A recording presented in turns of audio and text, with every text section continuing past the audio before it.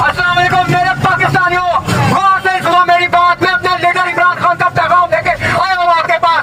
कल रात आपने 11 बजे पाकिस्तान और पीटीआई के झंडे लेके निकले और आपने लिबर्टी चौक में इकट्ठे हुए और आपने इस्लाम और फसाइयत के निजाम को शिकस्त दे दी है और आपने ये मैसेज देना है कि हम ना अल्लाह के अलावा किसी से कहते हैं और ना अल्लाह के अलावा किसी के आगे झुकेंगे। और आपने अपने खौफ के सब तोड़ने नहीं है। पाकिस्तान जिंदाबाद, इमरान खान सारे ने तहरीक अपनी शुरू का आगाज कर। सर मैं मालो जान नाल ਤੁਹਾਡੇ ਨਾਲ ਹਾਜ਼ਰ ਹਾਂ ਬੇਫਿਕਰ ਹੋ ਜਾਓ। इमरान खान जिंदाबाद, इमरान खान जिंदाबाद,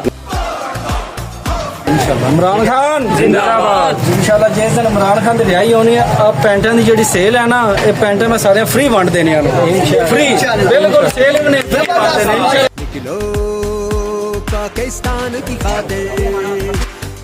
कल रात आपने 11 बजे पाकिस्तान और पीटीआई का झंडा लेके हमें 11 बजे लिबर्टी चौक में ज्वाइन कर दिया। निकलो नौजवानों का सामान